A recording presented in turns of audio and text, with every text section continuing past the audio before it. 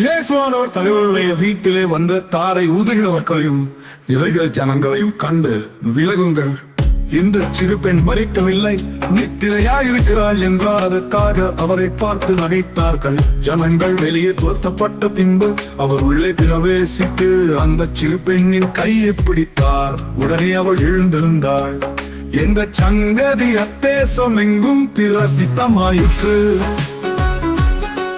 இயேசு அவ்விடம் விட்டு போய் 2 குருடர் அவர் பின்னே சென்று, தாவீதின் குமாரனே, எங்களுக்கு இருந்தும் என்று கூப்பிட்டார்கள். அவர் வீட்டிற்கு வந்த பின்பு அந்த குருடர் அவரிடத்தில் வந்தார்கள். இயேசு அவர்களை நோக்கி, இதை செய்ய எனக்கு வல்லமை உண்டு, விசுவாசிக்கிறீர்களா என்று கேட்டார். அதற்கு அவர்கள், ஆம், விசுவாசிக்கிறோம் ஆண்டவரே என்றார்கள். அப்பொழுது அவர்களுடைய கண்களை அவர் தொட்டு, உங்கள் விசுவாசத்தின்படி உங்களுக்கு ஆகக் கடவது என்றார்.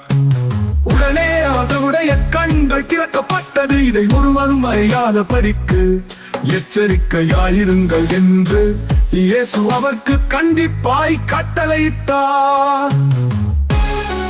அவர்களோ புறப்பட்டு அத்தேசம் எங்கும் அவர் உள்ளே கீர்த்தியை பிரசித்தம் பண்ணினார்கள். அவர்கள் புறப்பட்டு போய் பிசாசு பிடித்த ஊமையான ஒரு மனுஷனை அவரிடத்தில் கொண்டு வந்தார்கள். பிசாசு துரத்தப்பட்ட பின்பு ஊமையன் பேசினான். ஜனங்கள் ஆச்சரியப்பட்டு, இஸ்ரவேலில் இப்படி ஒரு காலம் காணப்படவில்லை என்றார்கள்.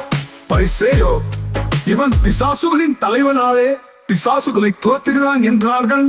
பின்பு இயேசு சகல பட்டணங்களையும் கிராமங்களையும் சுற்றி நடந்து ஜெப ஆலயங்களில் உபதேசித்து ராஜ்யத்தின் சுவிசேஷத்தை பிரசங்கித்து ஜனங்களுக்கு உண்டாயிருந்த சகல வியாதிகளையும் சகல நோய்களையும் நீக்கி அவர்களை சொஸ்தமாக்கினார்.